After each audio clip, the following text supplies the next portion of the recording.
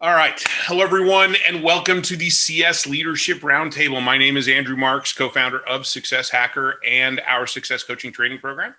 We are back for our monthly live leadership roundtable today, discussing integrating a change management strategy into your customer journey.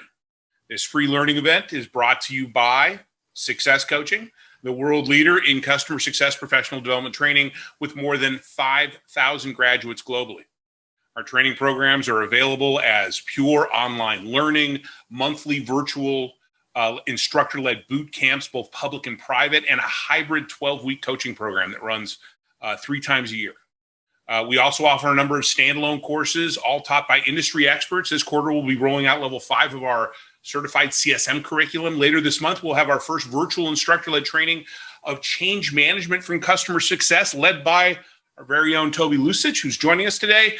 And in June, we launched the first leg of our new management track, What Successful Managers Do, an entry-level management training program for customer success leaders.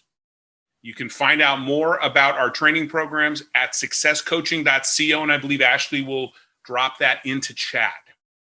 Now, for those of you who haven't participated in one of these events before, this is a live and unscripted discussion where we dig into a single topic relevant to customer success leaders. This right here is the only script that I follow during the entire webinar.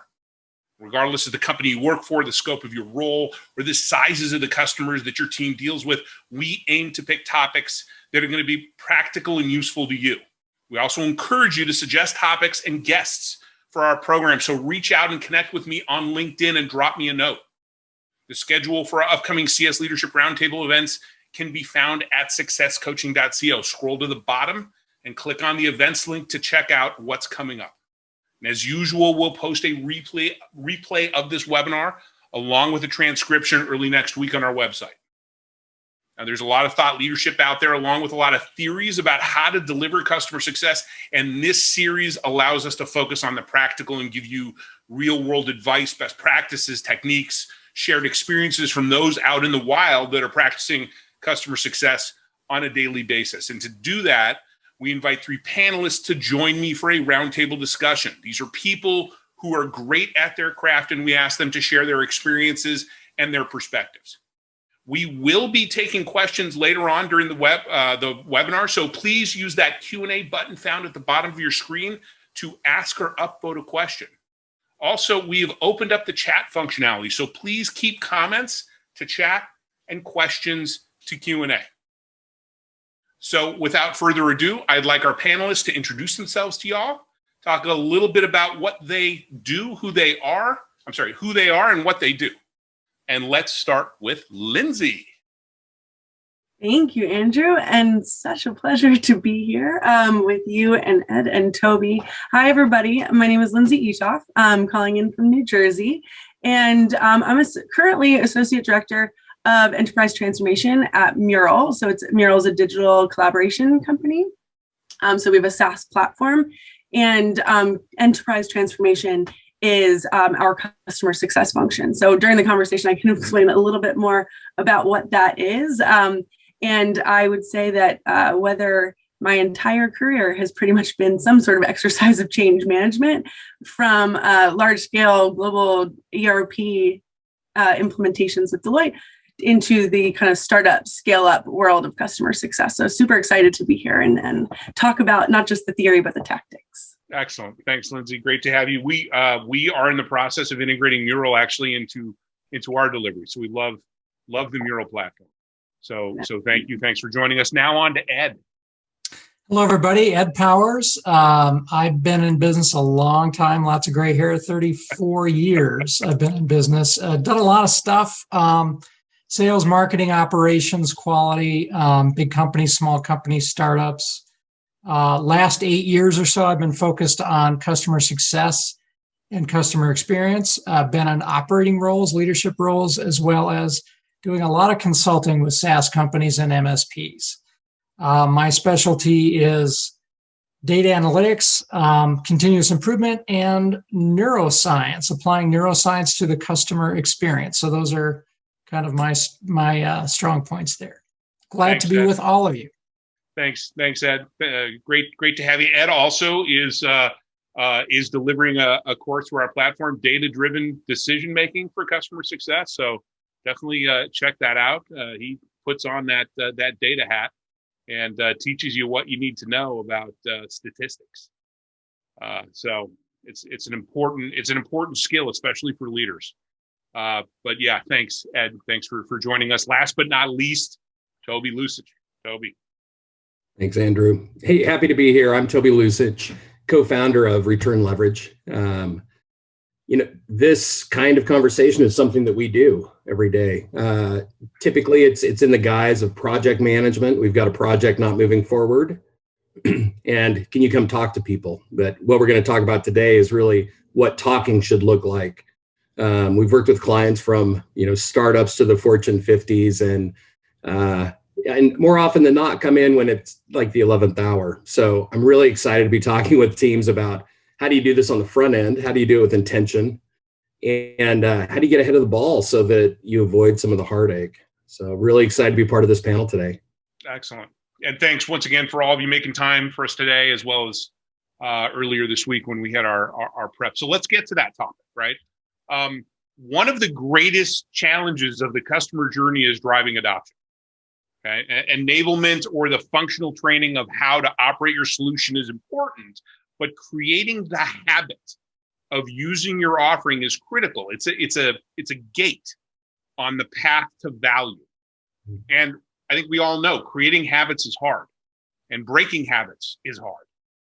Customer success is in the business of having to deal with both of these. And customer success is an exercise in change management, but it's not something that we can do alone as the vendor.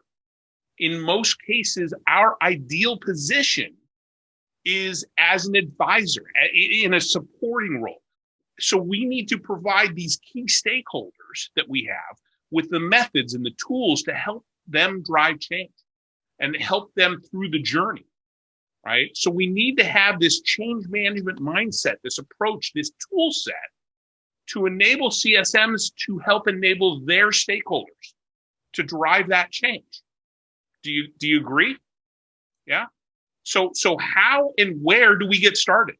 Right? What type of tools and methods and generic frameworks should we be creating to help these stakeholders drive the change at the organizational level that we need for them to realize the value of your solution? I'd say I have to agree. I think that we all agree. And because customer success is, if you look like kind of what you're saying, Andrew, if you look at the day-to-day of what someone boots on the ground customer success is doing, it's change management. It's helping people through a change, whether it's at the leadership of who you're interacting with for your customer or the actual end user. I think in preparation to that, when we spoke earlier in the week, I looked up change management because most of the time when you hear those two words, it's with IT or some sort of implementation. And so sometimes stepping back and realizing we're dealing with people, process, and technology in customer success. And how can we make the change relevant for the group? So I think that customer success is change management is a critical part of customer success. What do you guys think, Toby and Ed? If it's so important, I think we all agree that it's so important. Why do so few companies think about it from a change management perspective? Why do they not realize that it's not just about teaching your customers? There's a lot more to it. Well, I'll jump on that, Andrew. I think as Lindsay had said, the context, people think change management, they think, well, it's project management when there's a scope change, right? We're going to go through our change management process. We're going to build a customer because this is out of scope. Or they think in terms of revision control for software, right? So the language itself, people think of something immediately different, as Lindsay said. What helps when I talk to people about change management is to talk about the symptoms. So how does this present to a CSM? Well, you ask questions like, do you have people that don't engage with you when you're trying to set up your training or through the project? Do you have people not show up on you in training?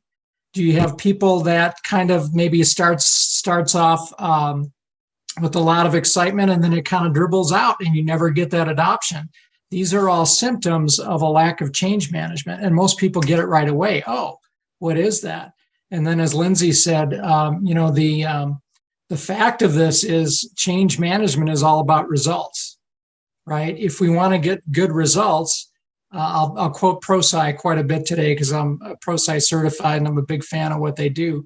But they did some research and they said that, and they've been doing this for many, many years, they basically came back and showed that if you use change management, in addition to good project management and good executive sponsorship, you are 6 times more likely to achieve your business outcomes than without.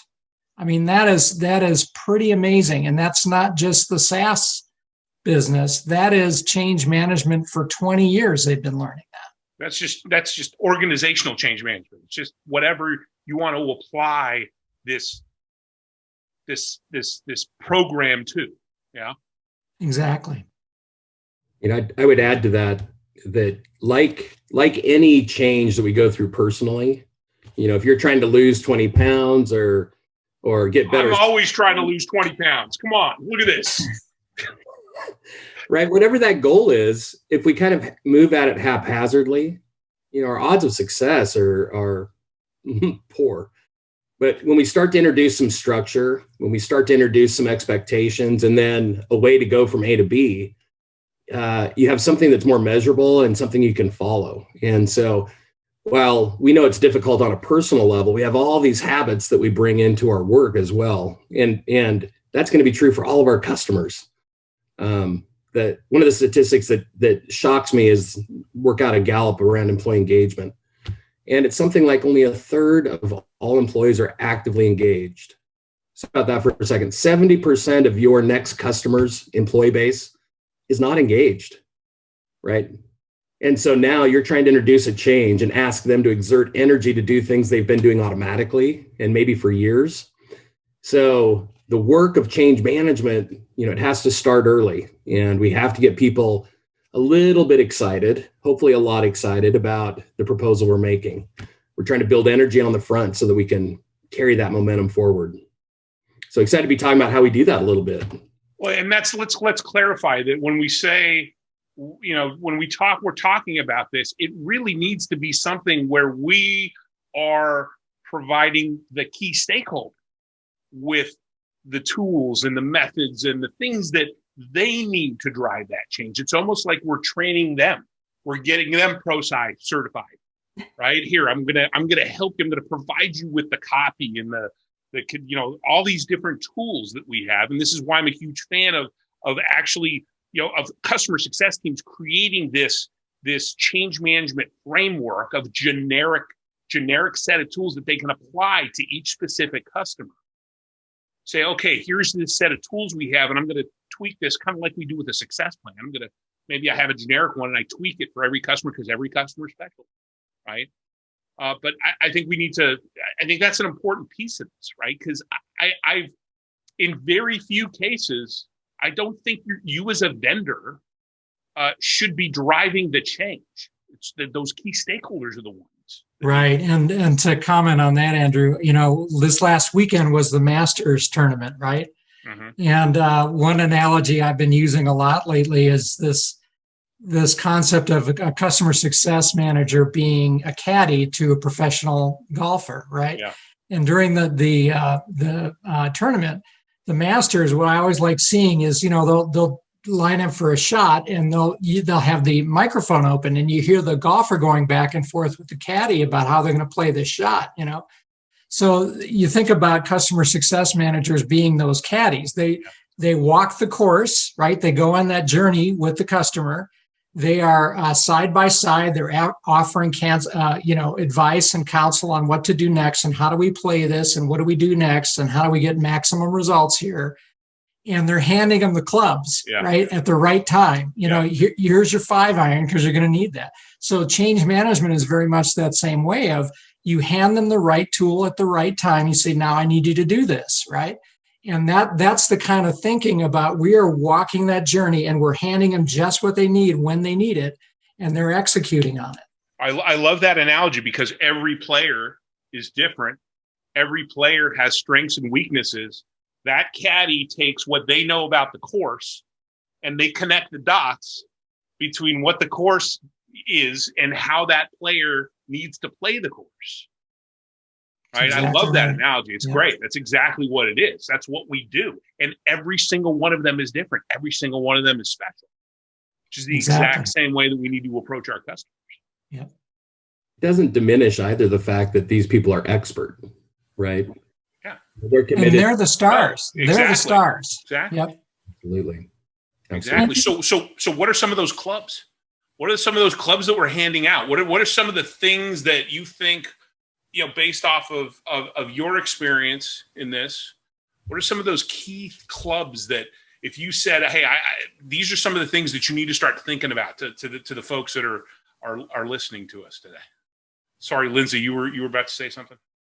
Oh, no, the only thing I was going to add to that was bringing it up early and often with the stakeholders, because you can also mitigate risk with maybe it's not the right stakeholder if they don't care about the change management plan of what you're trying to do. So I also love the analogy too. To your point, Andrew, I'd say sometimes the idea of building out their own communication plan about something that you're the expert on is daunting. And that's sometimes why it gets put on the back burner and can easily continually get deprioritized. So I think that one great club, maybe putter, I don't know, not great at golf, could be, canned communication plans. So things that you can say, here we can customize and localize for you. But we know how to do it. We're the experts on what we do. You're the expert on what you do. Yeah. Here's some guidelines. Yeah, that's key. Just having some copy. Mm-hmm. Here are the recommended. Here's some. I want to be prescriptive with you. Here's some recommended points at which you want to, let's make the case for change. Let's lay out, what's going to happen. Here's some, why it's not just important for the company, but why it's important for them. The with them is really important. What's in it for me? I know, Toby, you probably jump in and talk about that, but having a really clear really clear description of what's in it for them, really important. I mean, we even talked about this on Monday when we did our prep. Lindsay, you brought it up. I think it was Lindsay, or maybe it was Ed, who brought up that it's especially with everything that's gone on in this last year, we have to think about that change, not just at the generic organizational level, but all the way down to the individual end user. Now more than ever, having a level of empathy of the changes that an individual is going through. Not just, I think that sometimes when we bring up, whether it's a process or you do services or technology, there's this allure of let's do it all. And I think in this moment, you have people changing how they do their jobs, let alone changing how they live their life. You have to have a higher level of empathy of, picking apart what is the highest priority thing that we change that can have the highest impact and going with that first versus kind of trying to tackle too much at one time. I think that's such a good call. What is the priority, and so oftentimes you've had a buyer that is very clear about the purpose and the pain that they want your particular solution to solve. And so coming in from the outside, there's an inherent assumption that there's been dialogue before you hit the ground, right? We simply know that not to be the case. And so part of that kickoff isn't just getting people excited, but it's also helping them understand what's broken, what the urgency is. That means that this is non-negotiable. Because if a change is elective, the last thing any of us want to do is spend a whole bunch of emotional energy trying to change the way that we do something that's already working okay. But when we really spotlight the problem, it gets painful. And that kind of pain is enough to start to motivate us. So I think my driver, I'm going to stay with Ed's analogy, when I think about stepping up to that tee box, though, the thing that gives me the best possible placement is to make sure we all collectively understand the landscape in the same way. And that's from the senior executive to the front lines. and that we understand that the way that we've done business is just, it's no longer viable. So that's probably my first club in the bag is really laying out why we're undergoing the change and the value. There has to be some outcome that's meaningful for each of us. So, Ed, did you want to jump in? No, great points. I think one of the things that we need to keep in mind when we work with our customers is that they are not always coming from very large, sophisticated global companies who already know what change management is and has a separate PMO office and tied to their corporate IT group, and they do this all the time. The number of companies that do that is actually fairly small. So when we talk to customers, they may not know, as you had said before, Andrew, they may not even know what this is. And the fact that, yes, we're going to change technology and process here, but the issue here is how are people going to respond to that, and how are they going to change their habits, like you talked about, Andrew, and what's involved in that. And we all go through these, we're all the same. People are all the same. We all go through those phases. I like how ProSci defines it, ADKAR, their ADKAR model, which stands for awareness. What is it that we're changing? Why are we changing this, right? Why this? Why now? The D, which stands for desire, the why me? Why do I care? What am I choosing to go along with this? How do I, what is my emotional desire to go and actually participate in the change? K, which is knowledge, and we all know the knowledge, train them how to do the thing. A, which is ability, can they do it, right? Can they demonstrate the skill? Do the systems and policies and metrics and rewards and recognition support them to do what we're asking them to do? And then the reinforcement, how are they reinforcing that behavior so that the old habit drops away and the new habit takes hold, right? So all of us go through that same cycle. And when we understand all of us are human, we all experience things the same way. There is a process here. We all go through it at different times and places and speeds, but every single person that we're impacting, those users, has to go through that same process. So how are we going to get them through that quick and easy? One of the things that's most often overlooked is the role of the supervisor. We tend to ignore them, but that's where the rubber meets the road. They're the ones who are going to be working with those individual users on a day-to-day basis. If they're not bought off on this and they don't know their role to help manage through that, you have a problem right away. So I think getting the executive sponsor to work this through the organization, through the management chain, helping those frontline supervisors then provide the right help to those employees as they adjust through this process, adjust through that change. If that's not done thoughtfully and carefully, man, it's real hard to get that adoption. So what happens when you have a key stakeholder who doesn't seem to feel that it's their role to do that, or they are just checked out, or they've left, right? By the time you get to the, you're by the time things really start to get going? Well, that's a great question. And what I've been working with my clients on is how do you integrate this into your success planning? And how do you do that prior to the close of the sale? Because at that point, you have those people engaged, those executive sponsors. As you are getting close to them inking the deal, you say, hey, I want to introduce you to my customer success manager. And he or she is going to be your new best friend, your caddy on the golf course, if you will. This is what their role is. And we've learned a lot of things working with customers just like you. And there are certain things that are key to success. One of those is change management. Have you thought about that? What's change management? Well, let me tell you a little bit about that, right? So you walk them through that. Oh, yeah, I know what that is. Great. How are you going to do that? Haven't really thought about it. Well, this is an area where we can help you, or maybe you sell that as a service, or maybe they say, you're right, I need to get so-and-so on my staff involved because they're really good at that.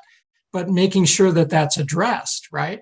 And coming up with that plan during success planning, because it is a key success factor. If you do not nail that, that stakeholder, that person who's writing the check will not be successful. You're 6 times more likely to be more successful, right? Yeah. So, of course, I want to be successful. Here's how. I think I love that idea of pulling it forward into the sales cycle. I think that's so true, and it creates a better bridge at the handoff into the implementation. I'm also cognizant, though, that when we're introducing changes and having because I love change management, why wouldn't everybody else love it, right? Because I love my product, why wouldn't everybody else love it? Sometimes we're well served to keep it just below the surface, and so it's a little bit of that Jedi mind trick. But when you bake it into your implementation cycle, it just magically happens, And so it's a really hard piece for people to wrap their head on. Change management's full of horrible acronyms, whether it's ADCAR or WIFM, and they're effective. But I'll tell you what, when you show up and start hitting people with this, it sounds like word salad sometimes, right? And so I think that as a CSM organization, one of the best things you can do is to be really mindful about those steps that you need to go through. And it is making sure that you have some of those pieces at just the right time. And so how you kick off can make a difference. And as you set that agenda, how do you position it to bring forward all of those change management lunch points, the things that give us some energy? So there's a little bit of a balance. The leaner the team, I think the more embedded some of your change strategy needs to be. Big structural organizations are going to want to know that there is this formal method, and they love that. That's where I get the most bang out of, academic certifications and those kinds of things. But in the small, lean folks, it's like, help me get from here to there faster, and just make sure that I'm successful when I get there. I kind of like the WIFM. The WIFM acronym is kind of fun. WIFM. It just sounds kind of so we can boil it down, though, to a generic framework, right? We can come to the table. We can have this here's the copy, and here are some of the tools that we use, and here's how, here's a prescriptive way that we should, that you should go about communicating this key stakeholder.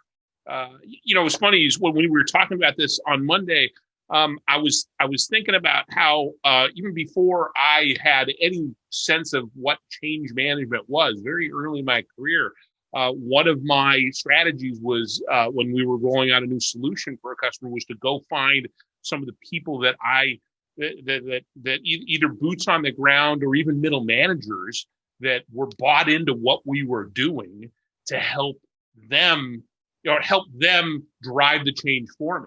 Help them drive the adoption for me. And I didn't know, I didn't realize at the time that's a big part of it. It's a big part of change. Right. And it's not something we can ignore.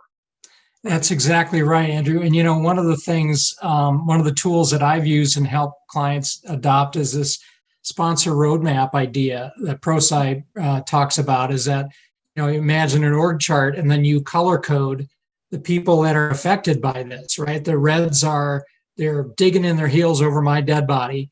You've got the greens, put me in, coach. When can we do this? Can we get started yesterday? And then you got the yellows, people in between, maybe on the fence. And that's a great conversation to have with your stakeholder, to look through the organization and say, I'm going to need to spend some time with that person. And it's that shuttle diplomacy. It's that one-on-one stuff about, hey, we're moving forward. I need your commitment on this. What do you need to be successful, right? Those are the conversations you want to stimulate within your customer towards that end objective, right? And if the sponsor understands that's their role, they're all over it. I mean, they understand that's what they do. Yeah. And again, back to the idea of handing them the club. This is one of those clubs you hand them, right? Exactly. Is let's look at your organization. Who's on board? Who isn't? What are you going to do about that, right? Right. Here's a snapshot of things. Here's some topics. Here's some thoughts that you can use in your bag of tricks when you're having that conversation with your folks. Exactly. And that's a tactical item that can also be brought up right before the sale happens, right as you're going into success planning, that we're going to ask you for people that will help with this change. That's something that I've seen pretty effective. And I spoke to you guys on Monday when we were talking about the lattice, and we do global rollouts, right? For if you're thinking about a company in the financial services industry, I tell them, if you have multiple geographies and then you have multiple lines of business, put them together. Everywhere that intersects, is there someone that that cares about this? You know what I mean? Is there someone that can help drive this change? Because it comes top down, but it also comes bottom up. So how can we approach that together, which has led to some really interesting conversations because they didn't think about that. It's not something that's at the forefront of the mind of who are some tactical individuals that can also kind of be in support of this. And what you were saying before too, out of early identifying with that key stakeholder of, if it's not you, then who? Someone at your organization cares enough about what we're doing to help even have pushed you to make the purchase, sign the deal, whatever. Who is that can help kind of drive this forward and be that advocate? Yeah, and don't let that be floating out there unanswered. I mean, that's the step one, right? Mm-hmm. If you have a key stakeholder that seems disengaged and doesn't want to push the change, huge red flag, and it needs to be addressed immediately. This is not something that you can just assume is going to work itself out. Yeah, that transition between, the question had come up about sales likes to keep it a little higher level. And I think that's a really interesting point where if their motivation is just to get ink on paper and then pitch it, then that's a structural problem on your side, regardless of the customer, right? The dialogue that leads up to that is setting the table for the conversation. And whether it is identifying that champion or identifying those core leaders that are going to really pick up the banner and run with it, that's such a critical conversation at the outset, because otherwise the worst possible case is showing up flat-footed and your client is pregnant with expectation and you don't have a lay of the land. So in this world of change management and how we start to get things lined up, I feel like there are some really critical data points that we need to gather, whether it's introducing CSM early, just prior to the handoff, or just coaching your sales team and really thinking about using them as one of your tools to gather some of that information that you need. Yeah. It helps them close the sale too, I should say, right? Because now that leaves the prospect with a warm, fuzzy feeling of they're not just in this to get the deal, they're going to work with me to make this happen, right? Yep. So that raises the chance that you're going to close a deal. Yeah. Exactly. And I also think this is something that we need to be, even if sales doesn't want to really get into it in the sales cycle, it's something that we need to help sales understand how important it is for us to understand the lay of the land, for us to and for them to keep that in the back of their mind as they're going through the sales process and taking note of some of the people, maybe some of the folks that aren't necessarily making the decision, but are influencing it, especially some of those lower level management or the boots on the ground individual contributors. I found in my experience, some of those folks can have the biggest impact. Not only they have a big impact because they're an individual. They're all excited about your solution and they're telling their colleagues. And that's incredibly impactful because they got the what's in it for me. And they're able to explain that to their colleagues from that perspective, rather than having some manager saying, here's what's in it, telling you what to do. I think of Lindsay's world with Mural. And before this, I can imagine that to be more elective. But that first person that understands how to bring people together effectively inside of an organization and still have a productive conversation, what a shot in the arm for their career, right? Yeah. Because now they're hosting, they're convening, and they're facilitating. That's a powerful place to be, and regardless of the solution. Mural is such a great example, Lindsay. You'd mentioned a little bit of that, this time last year. Yeah, there's so many vectors of, like I said at the beginning, change management is definitely a thread of my career of being in a collaboration space, is that even more so, we're teaching people how to digitally and visually work together. So that's another habit to what Andrew was talking about. This multiple layer of habit changing on top of the fact that as a company as well, we've gone from that earlier stage. I've been with Mural for about 3 years now, that earlier stage of that make it work to make it scale, which is just so interesting on, how do you layer the change, and what's the capacity that someone can handle, and how long do they need in between changes to really, get back into it, because it's super fascinating with this type of solution, what people can come up with. But there's a fear of, I'm good at my job how I am right now. Like, I got to here with my job, right, because of what I do.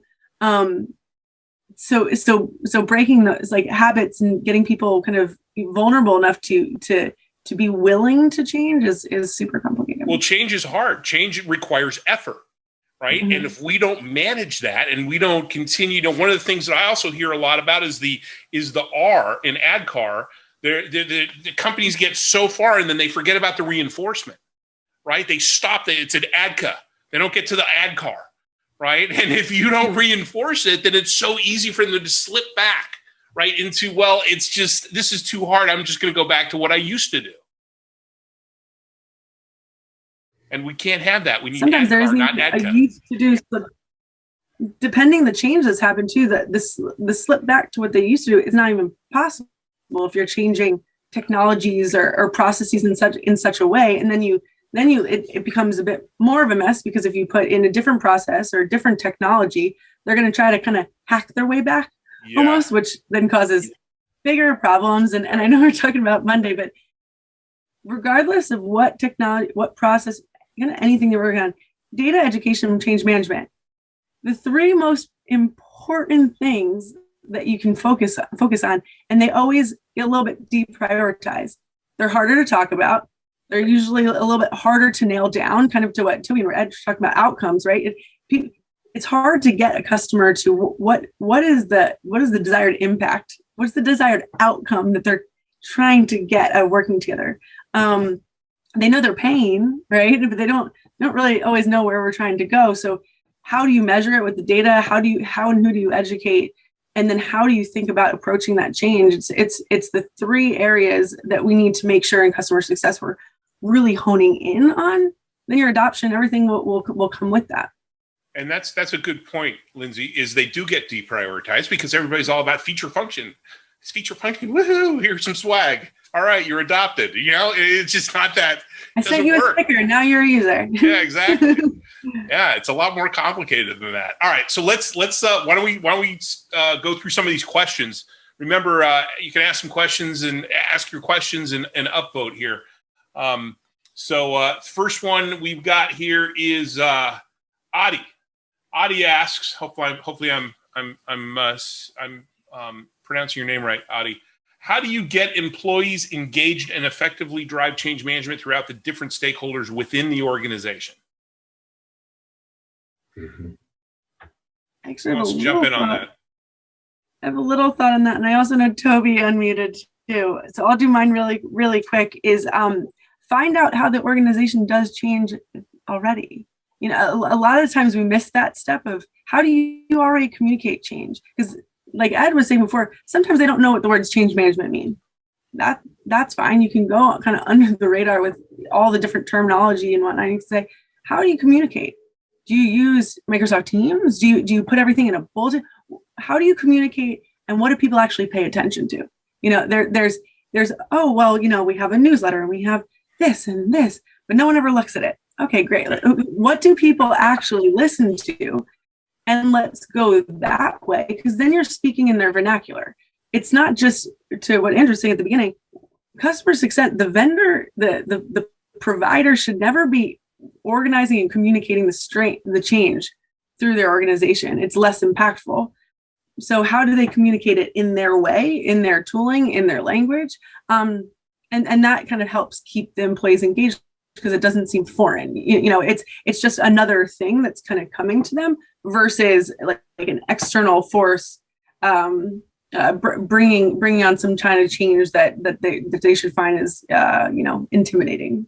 But go ahead with your thought too, Toby. I love that, because I think my notion's very much along those lines. Odds are really good that whatever change you're proposing is not the first change the organization's been through. And the really beautiful part is that if you can just get somebody to start to talk about their past experience with similar scope and scale, then you're going to hear good and bad things. You'll hear some of the behaviors and some of the tactics that were touched on or not. So for example, if they've recently shifted locations or they've had to integrate technology in the past, you're going to hear some horror stories and then maybe a couple nuggets in the middle. But too often, if it's technology based, all we hear about is the technology shortcomings and we forget about the people.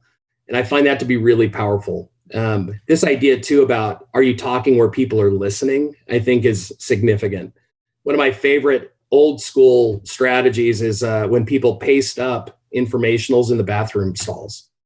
You've got a captive audience, for a period of time here. So take advantage of that. I think that's been more effective than pounds of emails sometimes because they just get lost in the clutter. And for all of our other technologies and ways of communicating, sometimes it really is some of that old grip and grin, get out to the teams, get the executives involved in sharing the very simple message, that highest level message. Yeah. And I like that example. Put the with them on the bathroom, in the indoor on the door in the bathroom style. So while they're sitting there, they're forced Pass me to some read with it. them. Yeah. It's a very individual kind of focused place. So, and everybody's got to go to the bathroom. So I like that idea. You're going to get 99% of your audience, probably. There's always somebody. Go ahead. Yeah, I love that, Toby. You're talking about how is it done wrong? The typical way that it's done, and this is what ProSci says all the time, is the email goes out Monday, training is on Tuesday, cutovers on Wednesday, and total chaos is on Thursday, right? Yeah, exactly. And this is the whole point of what I've been just waxing poetic about for years, and what's driven this webinar, what's driven the change management for customer success program that we're working with Toby with, is you need to have a plan. You need to have a framework. This isn't just something you just kind of wing it. You don't just train people and away they go and hand them some swag and then call them up every 30 days and say, poke them. Are you using it yet? Are you using it yet? That's not change management, right? And to do it right, we got to have a plan. So I'm saying you got your success plan, and then an offshoot of that, say change management plan. How are we going to drive this adoption? And you know what? Honestly, the key stakeholder, the executive sponsor, who put their neck out on the line to sign up for your service, if they don't want to be engaged, I got to believe they're on their way out. Because why wouldn't you want to ensure that this thing that you've convinced the company and your peers and your CEO to invest in is adopted, that you're getting value out of it? Andrew, I think there's nothing scarier than walking into an implementation and having your project not be a top 1 or 2 priority for somebody. Yeah. Like if you don't know whose career is pinned to this, then you're flying a little bit blind. And Lindsay made the comment about changing priorities. Oh my gosh, the world around, right? Things are moving fast. And so if it's not the buyer who owns this as a top priority, you need to find the lieutenant who it's been assigned to. Yeah. Their teams. Well, and this is why if you can't get one of those people to your kickoff meeting, and you can't get them to show up to your business review, huge red flag right out of the gate. Why don't you care? You don't care enough to be engaged in this thing that you put your neck out on the line for with your leadership. And it's because there's this sense that, well, if it doesn't work, I'm just going to throw the vendor under the bus, which is what happens, right? This is what happens. The vendor gets thrown under the bus. It's not it wasn't a change management issue. Exactly. The vendor's, I can just throw the vendor under the bus. It's so important, folks, that you are out there selling this stuff to customers. As the vendor, you need to do everything you can to be prepared to identify and then support those people driving the change. It's as simple as that. Most every organization and vendor has some version of an implementation plan, right? I can't imagine somebody without one. But that idea of roles and responsibilities, we don't have to be really formal about it, but if there's a sense of expectation, we need that on the table. And then we need to be able to marry up roles and responsibilities, because through our whatever level of sophistication in your implementation plan, there's a dance, there's a partnership in that. We talked a little bit about who shares the message. We talk about a communication pyramid in the course, but the idea fundamentally is that your senior executives need to be sharing the big vision and why it matters to the company and the future of the organization, like however big or small, maybe it's the division, right?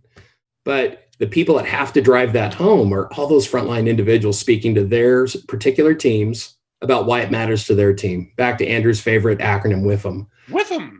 If I can't relate to it, then it's easy for me to check out, right? Yeah.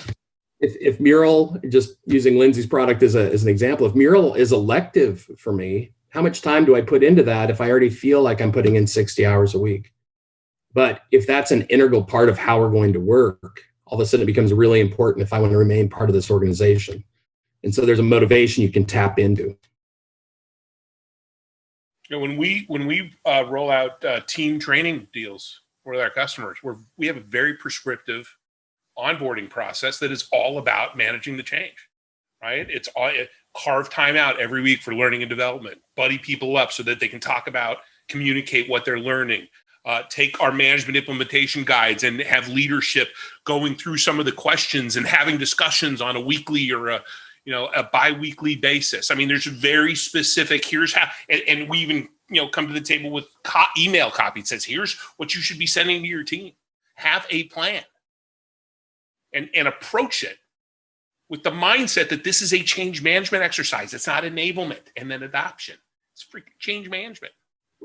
Front to back, side to side, top to bottom. Adi, thanks for your question. The next one comes from Elsvet.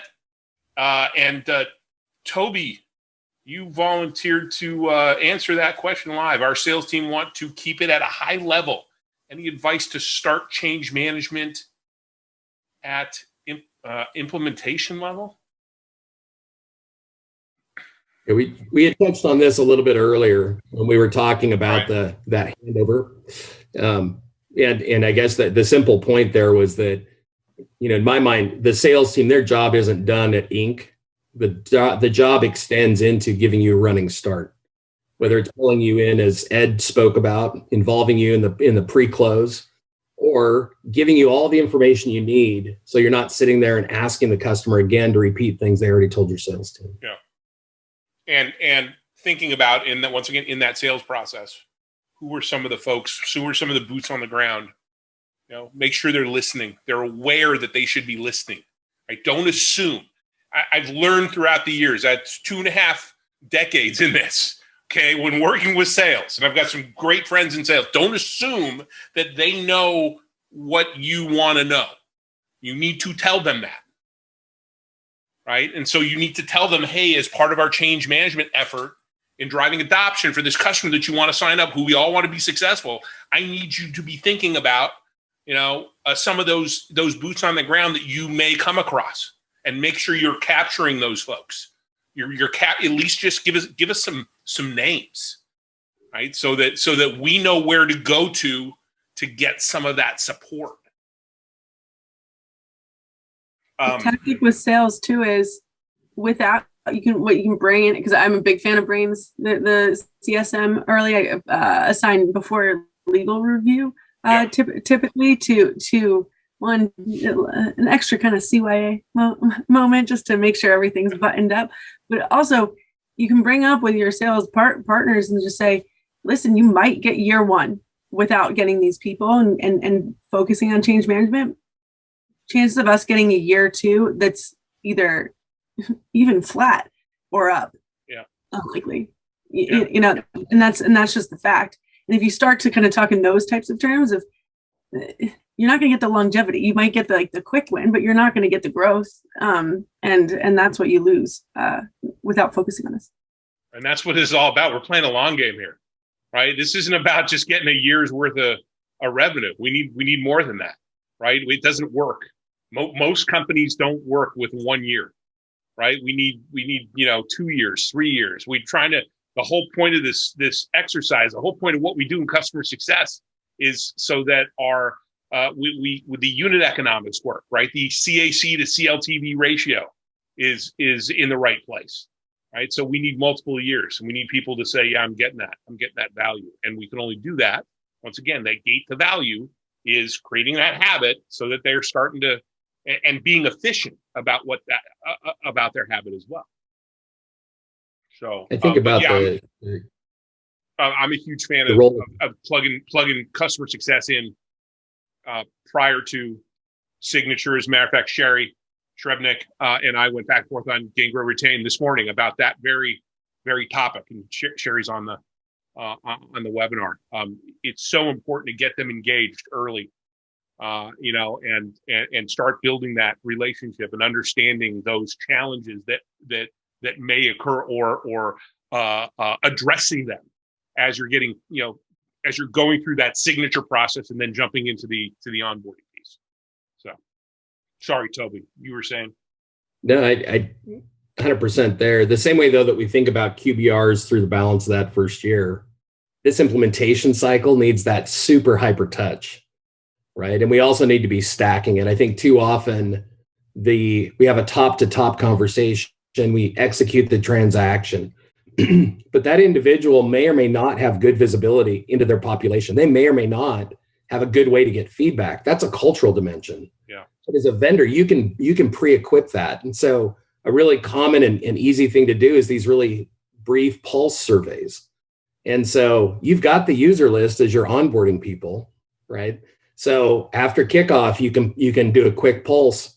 And I'm not saying surveys are a panacea, because we all know that the hit rates vary, but it also tells you who's not responding. And that starts to help you identify laggards and resistors early on. Mm-hmm.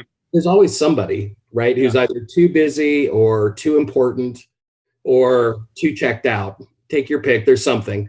But you need to be able to call those out and help your client understand it, because that's going to impact their adoption. And if they don't get to that first point of adoption, you're never going to get utilization. And that's, as Lindsay called out, you don't get year two. It's flat or it rolls. So yeah, pulling those people into it. There's always somebody, right? There's always somebody. Cool. Elspeth, thanks for the question. Toby, if you could hit that done button for me. Caitlin asks, do you give your growth sales teams criteria on when they lean into the change management questions, or do you hope for it to be a universal conversation with all prospects? Once again, I mentioned that before. We need to tell them what we need, right? We can't assume. Well, to your point about toolkits, I love that idea of thinking about sales as just that first part of your change management effort. Enroll them the same way you do the client. Give them a simple tool and put them on point for asking those questions. And sit down with them and explain. Go to one of the sales meetings or a QBR or during sales kickoff and lay out, hey, this is part of our ability to be successful with the customers is we need to approach driving adoption as a change management exercise. And by the way, this is how we do it. And here's how it benefits you. You're going to get upsell, cross-sell, referral. This is more money in your pocket. Exactly. Help me help you. It's always about, these are coin-operated individuals. It's not a bad thing. It's what we want them to be, right? So let's figure out how to message that, just like we do with our customers, how to message what their desire, help them achieve their desired outcome, right? I want to help you achieve your desired outcome. And that help will help me, right? The notion of there's always some form of demo dialogue that takes place in the sales cycle, right? Whether it's the upsell from the freemium or whether it's the enterprise rollout. And there's such an exciting opportunity there to be part of that conversation potentially, simply to explain where adoption is tricky or where some of the implementation can be challenging. Yeah. And having done this, as I'm sure a lot of folks have done repeatedly, you've seen where those hiccups arise. Winning a sale that you can't deliver on is far less gratifying than almost anything I can think of. It's actually more frustrating than anything. Totally agreed.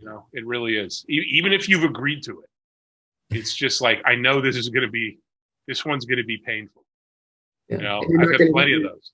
You know, and it'll churn away, right? Yeah. Because you know that you're not going to get through it, and you're going to have a heartbreaking year together. and there may be a good reason why you did it anyways. You wanted to learn something. It gave you access to companies that you might not have already gotten to. I don't believe in this. I don't believe that customer success should be able to veto customer acquisition. I think that you need to be able to have a conversation. You need to understand what is the reason why we're bringing, this customer that may be challenging, into the fold. But that's a whole different conversation, and I don't want to go down that. I don't want to go down that rabbit hole. Okay. So then, thank you, Caitlin, for that. The next question comes from Charles Barber. Ed's volunteered to answer that. What are your thoughts on getting a naysayer or laggard involved in the change process team versus just having the champion or the innovator? It's a great question. That's a great question. Yeah. And part of this goes to something I mentioned before, that stakeholder analysis and looking at who's on board, who's not on board, and identifying those individuals. I think engaging them, sometimes your biggest critics are secretly your biggest fans. And if you can bring them along, they may have some legitimate, observations. And sometimes when they're a laggard or they dig their heels in, if they're influential, those are exactly the people you want to have on the team. Because if they say, oh my gosh, this is the best thing in the world, 5 other people are going to come along with them. So I think that's a very good point. Yeah. And that's a great way to turn, what you could potentially be viewing as a negative into a huge, huge positive. Just a reminder, folks, we go till 12:15 Pacific. So if you do need to leave at the top of the hour here in a minute, we will be posting this recording on the website in about a week along with transcription. And for those of you that can stick around, we are going to continue talking here until a quarter past the hour. Sorry, Ed, you were saying? Well, that's it. I think understanding everyone's temperature and engaging the right people at the right time and working with their supervisors, understanding what their perspectives are in that individual, all that's very important. Yeah, agreed. Excellent. Got a question here from Nicola. We often encounter the situation where senior management buy into our platform and promptly pass it over to their managers who are completely maxed out. The senior managers, wow, that's never happened to me before. The senior managers then become unresponsive. Can you give advice on addressing and navigating the process with the wrong choices of champions? I'll throw in that, and we talked about this before. People are overwhelmed, and what are the priorities? And I think leadership's fundamental role is saying what is a priority and what isn't, right? I mean, and strategy is all about choice. We all want to say yes to everything all the time. You cannot do that. There are not enough hours in the day, people or money or resources to do it. You have to call your shots. You have to say, this is important, put those on the back burner. And that is a failure of leadership, in my opinion, if you can't manage through that, then there's a problem. There's a fundamental issue. Agreed.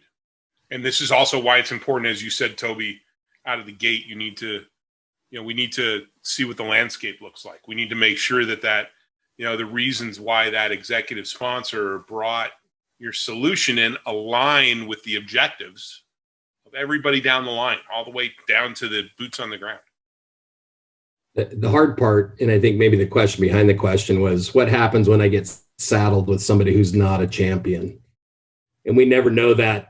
I'm reading into it, but we never know that on day one, right? And so when we if we think of each of our dialogues with a new customer as an information gathering opportunity, and if that person's name never comes up about past successes, or they've never had a role in past projects, then I think it's well within your rights to ask, why is it that, John Doe is charged with heading this up? And the issue, and I think that oftentimes this is poorly understood, when we're affecting change, it's not a structural thing that you can dictate. It's very much this social thing. And so those informal networks inside of an organization are far more powerful. The management can say, thou shalt, and that only goes so far as their line of sight. As soon as somebody's, as soon as that person turns the corner and goes on vacation, everybody gets to do what they want. Right. And now that we're all scattered in our homes, instead of it congregated in an office, it's that much more difficult. So you may get compliance, but you don't really get that kind of warm embrace. And compliance is really hard to upsell. That's going to be a grind, right? I'm going to max the mins. I'll do the absolute minimum and I'll do them well, but I'm never going to seek out or try to build on what has been implemented. And so that idea is super pregnant. And that's a huge problem, because as we talked about, Lindsay, and you mentioned earlier, it's not just about getting them to use the product. You need to get them to use it effectively, right? It can't be some wonky, this was forced on me and I'm gonna do a bunch of workarounds to make it work. They've got to be effectively using it, because that effective use of your solution translates to value. If they're not embracing it and they're doing some wonky way, they've adopted it in some wonky way, there's high likelihood that actually their process is going to slow down. Right? They're not going to be able to realize the benefits, realize the value. And when I saw that question too, especially if it's something that's happening recurring, it might be a good opportunity to kind of do a little bit of retrospective on the persona that you're going after in the organization. I don't know the technologies or process or whatnot specifically, but sometimes if you're having the same issue because of the leader that you're approaching, that's the person that's signing, and then coming down from that, maybe it's not the correct leadership or vertical within the organization to be owning it. They might need it, but they might not be the correct purchasing area, right? To be able to manage it and manage that change. So kind of stepping back and looking, okay, these are the scenarios where this has happened internally, and kind of like looking in before approaching it, and then maybe can mitigate that for running into that with future customers. And that's a great point. In our case, we've been in situations where we've had customer success leaders come in and buy our training directly to deliver to their team. And we've seen situations where it was more effective for the customer success leader to sponsor, but they're learning their enablement team to kind of own the rollout and own, the structure of the custom learning paths and things like that we offer. So, it's important to understand, do you have, back to that point earlier, do we have the right person in place to drive the change that's necessary? All right, another question. We still got about 10 minutes left. Alejandra asks, how have you managed necessary changes on the customer settings, i.e. network settings that are not compatible with your product and never were, and if adapted on our end, it could affect other customers' use, but customers quite reluctant to implement them?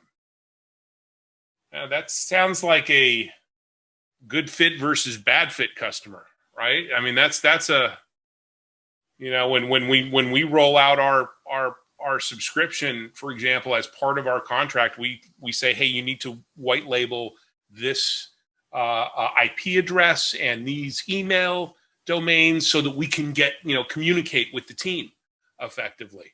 And it's really not doesn't seem to, I've never had anybody really push back on that. It's just kind of informational, right? And so how do you address that? Or do you? That sounds, I think I agree with you on that one, Andrew, that it presents as a technical miss, right? Yeah. If it was qualified, I would imagine that'd be something that would be checklisted prior to even closing the sale. Yeah, exactly.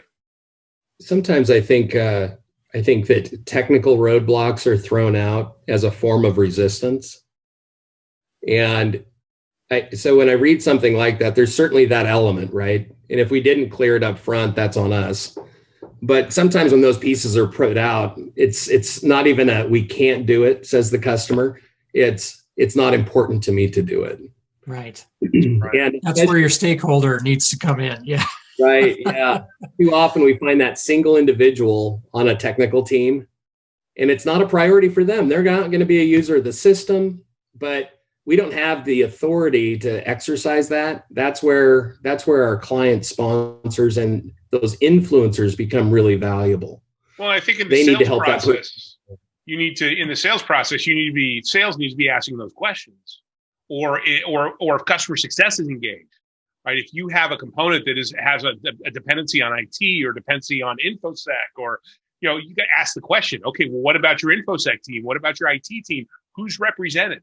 Right, because if they do the deal and then they just plop this on somebody's desk and say you need to deal with this now, that's a lot of resistance that you're gonna have to deal with. So do yourself a favor and ask those questions, early, hopefully in the sales cycle, if not really early on, once the contract's been signed. Yeah, even as you say that, I'm thinking about how we work to build up relational capital in new situations, right? Yeah. On day one, a new customer really doesn't know us from Adam, maybe the general reputation. Yeah. And so our work is to build that relationship out of the gates. If we've missed things in the sales cycle, like really fundamental technical integrations, we now have to spend some of that very small amount of relational capital to try to get the customer to influence the way they need to. Yeah. And so it's, starting strong sets the table well, but when those things happen, I often do wonder what's the question behind the question, what's driving the resistance to something, and it more often than not has nothing to do with us. No, it could just be simple as somebody grumbling about the fact that they just got thrown this pile of stuff they got to deal with. Nobody gave them a heads up, right? Amen. So it does us. It serves us as well as the customer well to be asking those questions early. Who have we not talked to, right? Next question. We got about 6 minutes left. I think we got time to answer the last two questions here. Shankar, Lindsay's going to answer this. How does one prioritize customers' desire for a certain timeline versus what the vendor wants, considering no CSM team has infinite time for each implementation? They don't? They don't have? I thought you just have all the time. You just work 24/7, and that's how you just do it. No, I'm just kidding. I have used the phrase "time is a finite resource" so many times in the last. Well, I challenge this question. This not challenge the question, but I challenge you to think about is there's the customer's desire for a certain time. There's what the vendor wants, but what we're kind of talking about too is finding the middle ground in between, right? And I think that's what happened. That by having your team have this set of tool set, which includes a communication plan, a timeline based on benchmarking to where other customers have found success. A lot of the times when a customer has their own timeline that they're looking at is because they are unaware of what your timeline is. They probably don't know, they don't know what's best. And I think that's a time to remember that you're the subject matter expert at implementing or your process technology change. So you need to kind of come in with that perspective in those types of situations.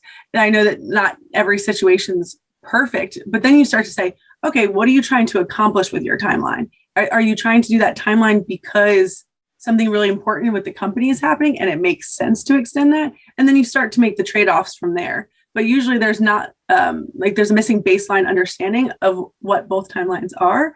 And then you end up in a circular conversation. That's at least my perspective on that. Yeah, I love that the term benchmarking, Lindsay. That's spot on.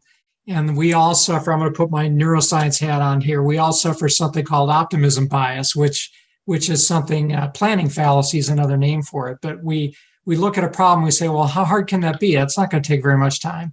It's just like doing a weekend project, right? You think it takes an hour, and then 4 hours later, you said, I can't believe we've blown our whole weekend solving this problem. And we all do it, right? And customers do that. And the benchmarking is spot on, is to be able to come to them with data and to say, this is typically how long it takes. And you have that conversation prior to close, right? To set those expectations and to say, look, we have some customers that can do it in 2 weeks. We have some that take a year. Let's talk about what's the key to success here. These are the blockers. These are the things that take the longest time, and get that on the table. And then people will anchor on the right set of expectations. Yeah, exactly. And I think the worst thing that you can do is to tell the customer what you think that they want to hear, right? Because all that's going to do is it's going to create a lot of disappointment when you're unable to achieve it, and make that change management effort impossible. Right? Well, why should I believe you? Why should I believe that this is good for me and what we're trying to achieve when you can't even meet the deadlines that we've established? See, that's the thing. There's this. Sometimes people feel like they can't have that difficult conversation and say no, which is something you need to be able to do in this job, right? Like they can't have that difficult conversation and say no because they don't want to make somebody mad or disappoint them. But if you can't achieve what the customer is trying to achieve, in the time frame that they want to achieve it, then you have to be upfront and say, likely we're not going to do that. We'll try, but I got to tell you, what you're asking us to do is just not something that's possible, given your constraints, given our constraints. And it's okay. I feel like no, the important part for me in that expectation setting is that it's not something you're coming in from the outside to do to them or even completely for them, but you're there to do it with them. Yes. Exactly. And when that notion gets lost, then I feel like you're always working from a deficit with that client. In our introductions, I'm constantly saying we're a partner, not a vendor. Right. We have to do this together, or neither of us will be successful. And that's the truth of it. Exactly. All right, real quick, Ed. Last question. Nitin asks how, and you're going to answer this one. How do you address the emotional aspect of change? How much do you take that into account? Or how much do you take into account the cultural transformation needed for people to adopt new tools and technology?